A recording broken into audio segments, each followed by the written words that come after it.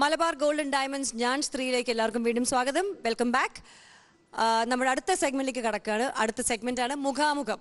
അപ്പോൾ ഇന്ന് നമ്മുടെ കണ്ടസ്റ്റൻ്റായിട്ട് വരുന്നത് ശ്രുതിയാണ്, കോഴിക്കോട്ടുകാരി. ശ്രുതി ആരെയാണ് ഇന്റർവ്യൂ ചെയ്തത്? ഞാൻ ഇന്റർവ്യൂ ചെയ്തത് ഡോക്ടർ ടി.എൻ. സീമ, കേരളത്തിലെ ഏക വനിത MP ഓഫ് രാജ്യസഭ. കൂടാതെ അവർ ജനാധിപത്യ മഹിളാ അസോസിയേഷന്റെ സംസ്ഥാന പ്രസിഡന്റും കൂടിയാണ്. So doctor T N. സീമയാണ് ശ്രുതി ഇന്റർവ്യൂ ചെയ്തത്. അപ്പോൾ ഇന്റർവ്യൂ കാണാം. അടുത്ത സെഗ്മെന്റ് മുഖാമുഖത്തിൽ.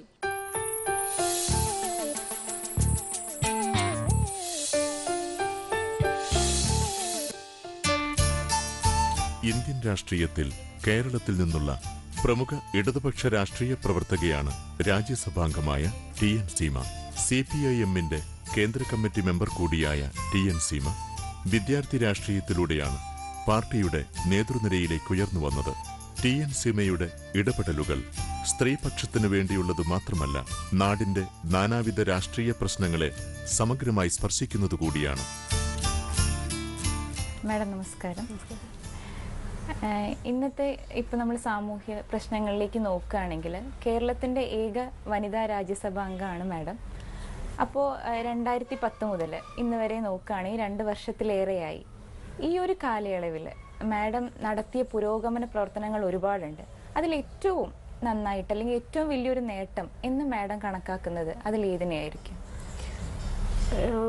വാസ്തവത്തില് കേരളത്തിൽ നിന്ന് രാജ്യസഭയിൽ നിന്ന് മാത്രമല്ല, ലോക്സഭയിൽ നിന്നും സ്ത്രീകൾ വേറെ ആരും ഇല്ല എന്നുള്ളതാണ് ഒരു നിർഭാഗ്യകരമായിട്ടുള്ളൊരു കാര്യം.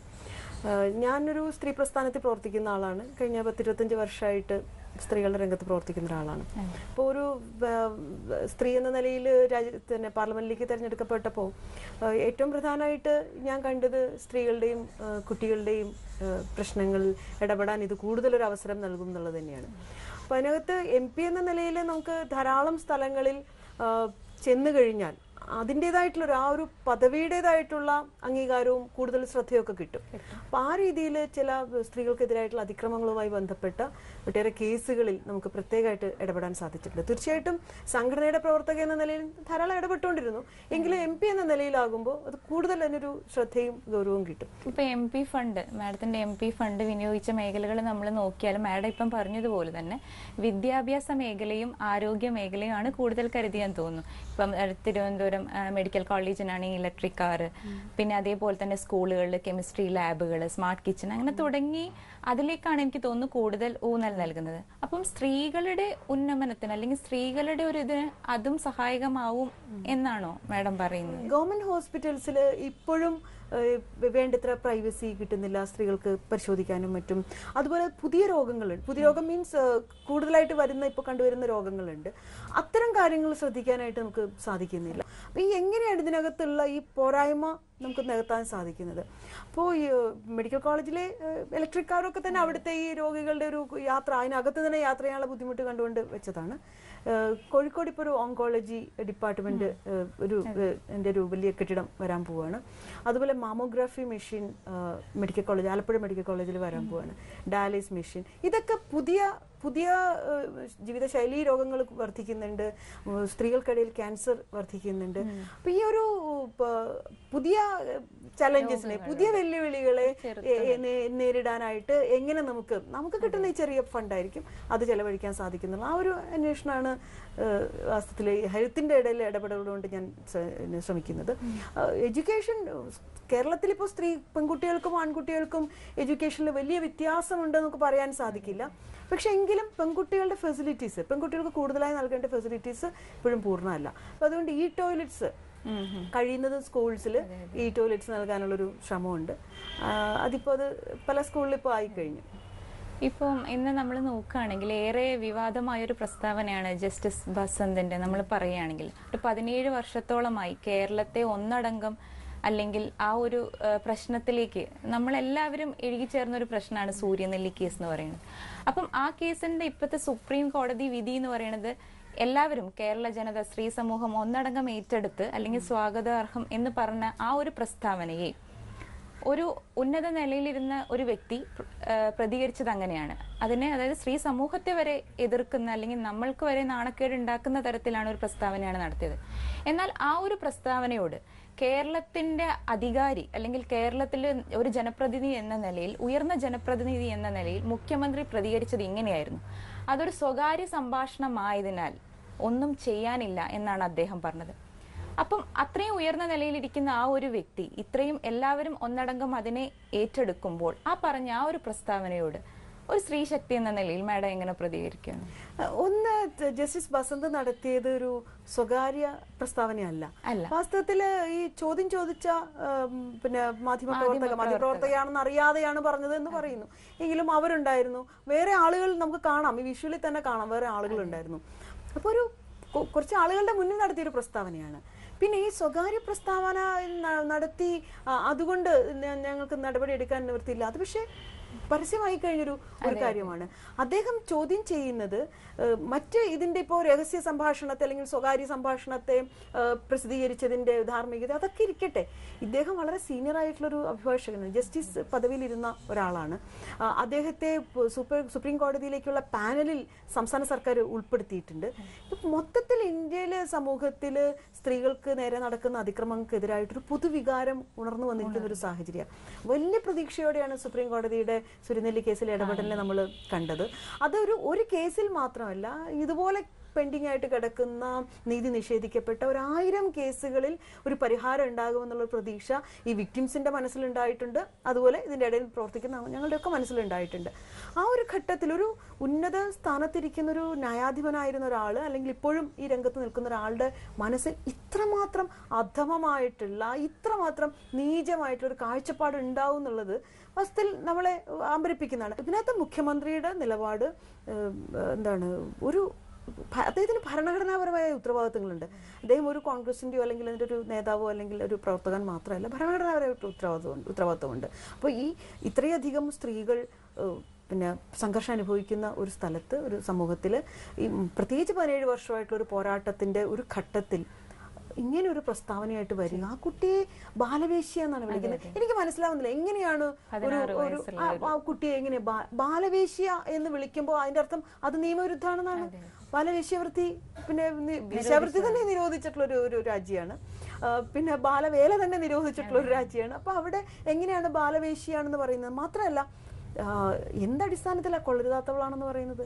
ശരിക്കും സ്ത്രീകളുടെ ഡീസൻസിയെ ലംഘിച്ചതിന്റെ, ചോദ്യം ചെയ്തതിന്റെ പേരിലുള്ള നടപടി എടുക്കേണ്ടതാണ്, കേസെടുക്കുകയാണ് വേണ്ടത്. ഒരു സാധാരണക്കാരനാണ് ചെയ്തിരുന്നെങ്കിൽ വാസ്തവത്തിൽ അത് ആ ഒരു ഗൗരവത്തോടെ നമ്മൾ കാണും. പക്ഷെ ഇത് അദ്ദേഹത്തെ അത് ഒഴിവാക്കി എന്നുള്ളത് മുഖ്യമന്ത്രിയുടെ ഭാഗത്ത് ഒരിക്കലും ഉണ്ടാവാൻ പാടില്ലാത്തൊരു കാര്യം തന്നെയാണ്. ഞങ്ങളത് വലിയ പ്രതിഷേധം ഉയർത്തിയിട്ടുണ്ട് ഇതിനകം തന്നെ. ഇപ്പൊ ഇന്നത്തെ കമ്മ്യൂണിസ്റ്റ് ചരിത്രം നോക്കുകയാണെങ്കിൽ കമ്മ്യൂണിസ്റ്റ് പ്രസ്ഥാനം എന്നും സ്ത്രീകൾക്ക് മുൻതൂക്കം നൽകിയ ഒരു പാർട്ടിയായിട്ടാണ് ജനങ്ങൾ അംഗീകരിച്ചത്. സ്ത്രീകൾക്ക്, സ്ത്രീ പ്രശ്നങ്ങൾക്ക് അവർക്ക് പ്രാതിനിധ്യം കൂടുതൽ കൊടുക്കുക, അവരെ അധികാരത്തിലേക്ക് കൊണ്ടുവരിക. അങ്ങനെയുള്ള ഒരു പ്രസ്ഥാനത്തിൽ നമ്മൾ നോക്കുകയാണെങ്കിൽ കമ്മ്യൂണിസ്റ്റ് പ്രസ്ഥാനത്തിന്റെ തുടക്കം മുതലേ നമ്മുടെ കൂടെ നിന്നൊരു വ്യക്തിത്വമാണ് ഗൗരിയമ്മ. അതേപോലെ ഇപ്പം അവസാനത്തേക്ക് എടുക്കുകയാണ് ഇന്നത്തെ ചരിത്രത്തിൽ സിന്ധു ജോയ്, അങ്ങനെ പലരിലും എത്തി. പക്ഷെ എന്തുകൊണ്ടാണ് അത്രയും ശക്തമായ കഥാപാത്രങ്ങൾ, അവർക്ക് അവരുടേതായ വ്യക്തിത്വ നിലപാടുകൾ ഉണ്ടായിരുന്നു, പാർട്ടിയെ മുന്നോട്ട് നയിക്കാനുള്ള കാഴ്ചപ്പാടുകൾ ഉണ്ടായിരുന്നു, എന്നിട്ടും അവർ നമ്മുടെ പാർട്ടിയിൽ നിന്ന് പോകുന്ന ഒരവസ്ഥയിൽ ആണ് ഇന്നുണ്ടായിരുന്നത്. അപ്പം എന്തുകൊണ്ടാണ് ഇത്രയും കാര്യങ്ങൾ അല്ലെങ്കിൽ ഇത്രയും ഉള്ളവർ അങ്ങനെ വിട്ടുപോകുന്നത്, പാർട്ടിയിൽ വിട്ടുപോകുന്ന ഒരു പ്രവണത കാണുന്നത്? ഇല്ല, ഇത് സ്ത്രീകൾ മാത്രമല്ല പുരുഷന്മാരും വിട്ടുപോകും. കമ്മ്യൂണിസ്റ്റ് പാർട്ടി എന്ന് പറയുന്നത് കൃത്യമായ ചില കാഴ്ചപ്പാടുകളുടെ അടിസ്ഥാനത്തിൽ, ചില ആശയപരമായിട്ടുള്ള, പ്രത്യയശാസ്ത്രപരമായിട്ടുള്ള ധാരണകളുടെ അടിസ്ഥാനത്തിൽ പ്രവർത്തിക്കുന്ന ഒരു പാർട്ടിയാണ്. ഗൗരിയമ്മ തീർച്ചയായിട്ടും കമ്മ്യൂണിസ്റ്റ് പ്രസ്ഥാനത്തിന്, കേരളത്തിലെ കമ്മ്യൂണിസ്റ്റ് പ്രസ്ഥാനത്തിന് അവരൊരു രാഷ്ട്രീയ നേതാവ് എന്ന നിലയിൽ, ഭരണാധികാരി എന്ന നിലയിലൊക്കെ തന്നെ, അതും വനിതാ പ്രസ്ഥാനത്തിന്റെ നേതാവ് എന്ന നിലയിൽ വലിയ സംഭാവന ചെയ്തൊരു സഖാവാണ്. പക്ഷെ ആശയപരമായിട്ടുള്ള അഭിപ്രായ വ്യത്യാസങ്ങൾ ഏത് പാർട്ടിയിലും ഉണ്ടാകാം. ആശയപരമായിട്ടുള്ള അഭിപ്രായ വ്യത്യാസം അത് പാർട്ടിക്കുള്ളിൽ ഞങ്ങൾക്കൊക്കെ ഉണ്ടാകും. പക്ഷെ ഞങ്ങൾക്ക് അത് ചർച്ച ചെയ്യാനുള്ളൊരു വേദിയുണ്ട്, അവിടെ അത് ചർച്ച ചെയ്യുന്നുണ്ട്. പക്ഷെ ചില അഭിപ്രായ വ്യത്യാസങ്ങൾ അതിനപ്പുറത്തേക്ക് നീങ്ങും. അങ്ങനെ നീങ്ങുന്ന ഒരു ഘട്ടത്തിൽ പാർട്ടി വിട്ടുപോവുക എന്ന് പറയുന്ന, അല്ലെങ്കിൽ പാർട്ടിയിൽ നിന്ന് പുറത്താക്കപ്പെടുക എന്ന് പറയുന്നത് ആ വ്യക്തിയുടെ കൂടെ ഉത്തരവാദിത്വമാണ്. സിന്ധു ജോയെ ഞാൻ അങ്ങനെയല്ല കാണുന്നത്. സിന്ധു ജോയ്ക്ക് അങ്ങനെ ഒരു രാഷ്ട്രീയ പക്വത ഉണ്ടെന്ന് ഞാൻ വിശ്വസിക്കുന്നില്ല. കാരണം ഞാൻ അടുത്ത് പ്രവർത്തിച്ചിട്ടുള്ള ഒരാളാണ്. സിന്ധു ജോയിക്ക് ആ ഒരു പ്രായത്തിൽ കിട്ടാവുന്ന എല്ലാത്തരം പിന്തുണയും പ്രമോഷനും ഒക്കെ കിട്ടിയ ഒരാളാണ്. അത്തരം ഒരാള് വാസ്തവത്തിൽ ഈ പാർട്ടിക്കുള്ളിൽ നിൽക്കുമ്പോൾ സ്വതന്ത്രമായ ചിന്താഗതിയോ അല്ലെങ്കിൽ സൗകര്യമായിട്ട് ഒരു രീതിയിലും കമ്പയർ ചെയ്യാൻ പറ്റുന്ന ഒരാളല്ല സിന്ധു ജോയി. അപ്പൊ അതിൻ്റെതായിട്ടുള്ള ഒരു അപക്വമായിട്ടുള്ള രാഷ്ട്രീയ നിലപാടുകളുടെ അല്ലെങ്കിൽ അത് പലതും വ്യക്തിപരവും കൂടിയായിരിക്കും. അത്തരം നിലപാടുകളുടെ ഭാഗമായിട്ട് പാർട്ടിയെ വെല്ലുവിളിക്കുന്ന രീതികൾ ഉണ്ടായിക്കഴിഞ്ഞാൽ അവർക്ക്, അതും സിന്ധു ജോയിയെ പാർട്ടിയിൽ നിന്ന് പുറത്താക്കുകയല്ലേ ചെയ്തത്, സിന്ധു ജോയി പാർട്ടിയിൽ നിന്ന് പുറത്തു പോകാനുള്ള വഴി അന്വേഷിക്കുകയാണ് ചെയ്തത്. ഇപ്പം 2013 ഒരു സ്ത്രീ സുരക്ഷ വർഷമായിട്ട് ആചരിക്കണമെന്ന് മാഡം തന്നെ ആഹ്വാനം ചെയ്തതാണ്. അതായത് സ്ത്രീകൾക്കെതിരെ നടക്കുന്ന അല്ലെങ്കിൽ കുട്ടികൾക്കെതിരെ നടക്കുന്ന അതിക്രമങ്ങൾക്ക് ഒരു തികഞ്ഞ പരിഹാരമാവുമോ ഈ ഒരു പുതിയ ബില്ല്, അല്ലെങ്കിൽ ഇതിന് വേണ്ട എല്ലാ കാര്യങ്ങളും അടങ്ങുന്നതാണ് എന്ന് മാഡം വിശ്വസിക്കുന്നു, അല്ലെങ്കിൽ എന്തെങ്കിലും ഭേദഗതികൾ ആവശ്യമുണ്ടോ? ഈ നിയമസഭയിൽ അവതരിപ്പിച്ച ബില്ലാണ് അത് ശുദ്ധ അബദ്ധ. എനിക്കത് ആ ബില്ല് എനിക്കറിയില്ല എന്തിനാ അവർ അങ്ങനെ ഒരു ബില്ല് കൊണ്ടുവന്നത് എനിക്ക് മനസ്സിലാവുന്നില്ല. ഇപ്പോൾ കേന്ദ്രം ഒരു ഓർഡിനൻസ് പാസ്സാക്കിയിട്ടുണ്ട്, അതിപ്പോൾ ബഡ്ജറ്റ് സെഷനിൽ വരാൻ പോവാണ്. ആ ഓർഡിനൻസ് വാസ്തവത്തിൽ ജസ്റ്റിസ് വർമ്മ കമ്മിറ്റിയുടെ നിർദ്ദേശങ്ങളോട് ഒരു നീതി പുലർത്തിയിട്ടില്ല. വെള്ളം ചേർത്തിട്ടുണ്ട്, ഒത്തിരി വെള്ളം ചേർത്തിട്ടുണ്ട്. കാരണം അതിനകത്ത് ജസ്റ്റിസ് വർമ്മ കമ്മിറ്റിയുടെ റിപ്പോർട്ട് വാസ്തവത്തിൽ ഈ അടുത്ത കാലത്ത് രാജ്യം കണ്ടിട്ടുള്ള ഏറ്റവും സമഗ്രമായിട്ടുള്ള നിയമത്തിന്റെ കാഴ്ചപ്പാടിൽ നിന്നുകൊണ്ട് എങ്ങനെ സ്ത്രീ പ്രശ്നങ്ങൾക്ക് അഡ്രസ്സ് ചെയ്യണം എന്നുള്ളതിന്റെ സമഗ്രമായിട്ടൊരു റിപ്പോർട്ടാണ്. അത് വളരെ ചുരുക്കിയിട്ടാണ്, ശുഷ്കായിട്ടാണ് ഓർഡിനൻസ് കൊടുത്തിരിക്കുന്നത്. എന്നാൽ പോലും ആ ഓർഡിനൻസിൽ കുറേയധികം കാര്യങ്ങൾ പറയുന്നുണ്ട്. ആ ഓർഡിനൻസിന്റെ ഒരു സ്പിരിറ്റെങ്കിലും വേണ്ടേ ഇവിടെ ഇത് അവതരിപ്പിക്കുമ്പോൾ ആ ബില്ലിനകത്ത്? നിലവിലുള്ള ചില നിയമങ്ങളിൽ പറയുന്നതിനേക്കാൾ ഒരു കാര്യം പുതുതായിട്ട് കൂട്ടിച്ചേർത്തിട്ടില്ല. അതുപോലെ തന്നെ വളരെ വേഗമാണ് അതിന്റെ പ്രൊവിഷൻസ് ഒക്കെ, വളരെ വേഗമാണ്. Sexual harassment at workplace, തൊഴിലിടങ്ങളിലെ ലൈംഗിക ചൂഷണം, സൈബർ ക്രൈം, അതുപോലത്തെ ഒട്ടേറെ കാര്യങ്ങൾ കൊണ്ടുവന്നിട്ട് ഇതിനൊക്കെ എതിരായിട്ട് ഒരു നിയമം എന്ന് പറയുന്നത്. അപ്പം നിലവിലുള്ള നിയമങ്ങൾ കോൺട്രഡിക്ടറി എന്ന് പറയാൻ സാധിക്കില്ല, പക്ഷെ അതിനകത്തുള്ള കുറേ കാര്യങ്ങൾ, അതുപോലെ പല പല നിയമങ്ങളിൽ നിന്ന് വന്നിട്ടുള്ള കുറേ സാധനങ്ങൾ കൂട്ടിച്ചേർത്തുകൊണ്ട് വരുന്നു. എല്ലാ കുറ്റങ്ങൾക്കും ഒരേ ശിക്ഷ. ഇതിന് പലതിൻ്റെയും ഇതിൻ്റെ ഒരു നിർവഹണത്തിൻ്റെ രീതിയൊന്നും വ്യക്തമാകുന്നില്ല, അതിനകത്ത് കാര്യങ്ങൾ വ്യക്തമാകുന്നില്ല. അപ്പം ഇത് എനിക്ക് തോന്നുന്നത് ഇതൊരു എന്താ പറയണ്ടേ, ഒരു കണ്ണിൽ പൊടിയിടാനുള്ളൊരു മാർഗ്ഗമാണ്. ഈ രീതിയിൽ കേരളത്തിലാകെ തന്നെ സ്ത്രീനീതിക്കായിട്ടും അതിക്രമങ്ങൾക്കെതിരെയൊക്കെ തന്നെ വലിയ ശബ്ദമൊക്കെ ഉയരുന്നുണ്ട്. ആളുകളൊക്കെ തന്നെ വളരെ ജാഗരൂകരാണ്. ഇന്ത്യയിൽ ആകെ തന്നെ ഒരു ഇത്തരം ഒരു വികാരം ഉയരുമ്പോൾ ഇത് ഞങ്ങളും ചെയ്തിട്ടുണ്ട് എന്ന് പറയാനുള്ള ഒരു കുറുക്കു വഴി മാത്രമാണ്. ആത്മാർത്ഥതയുള്ള സർക്കാർ ഇതല്ല ചെയ്യേണ്ടത്.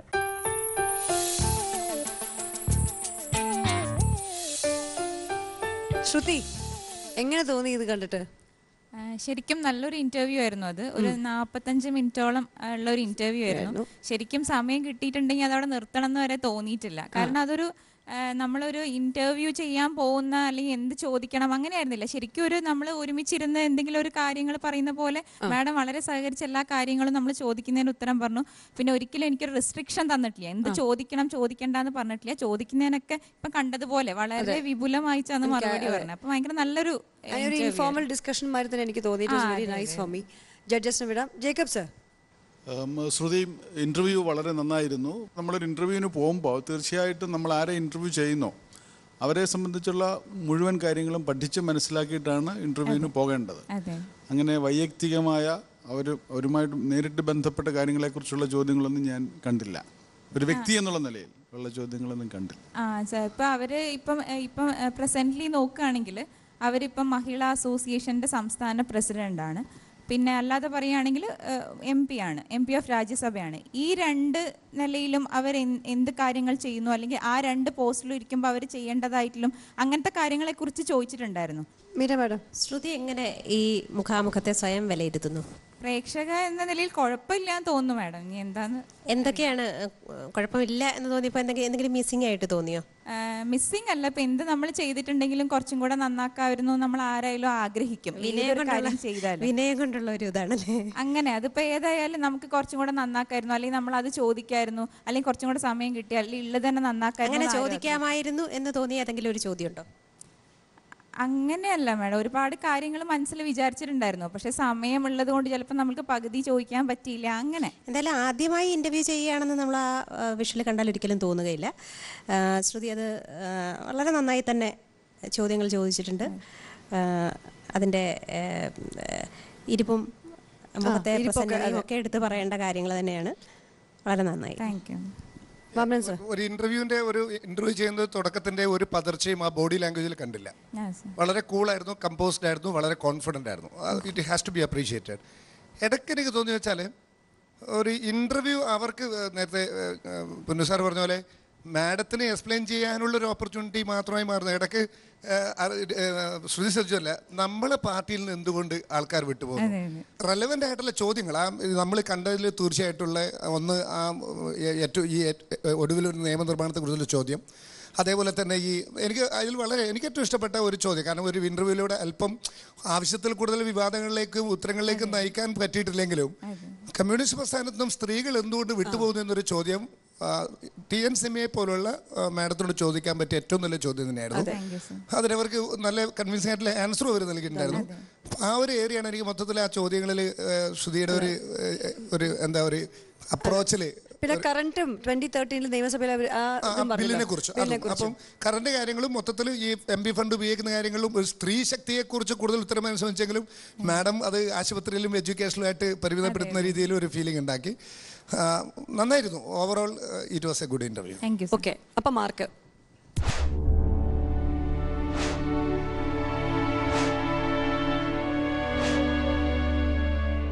8 മാർക്ക്. Very good. ശ്രുതിക്ക് 8 മാർക്കാണ് കിട്ടിയിരിക്കുന്നത് ഈ മുഖാമുഖത്തിൽ കൂടെ ഡോക്ടർ TN സീമ ഇന്റർവ്യൂ ചെയ്യുന്നതായിട്ട്. കൺഗ്രാറ്റുലേഷൻസ്. Thank you. ഓക്കെ, അപ്പോൾ ഈ എപ്പിസോഡിൽ ഈ സെഗ്മെന്റോട് അവസാനിക്കുന്നു. അടുത്ത സെഗ്മെന്റായി കാത്തിരിക്കുക. അതിനുള്ളിൽ ഒരു ചെറിയ ഇടവേള. ഡൽഹിയിലെ പെൺകുട്ടിക്ക് അവളുടെ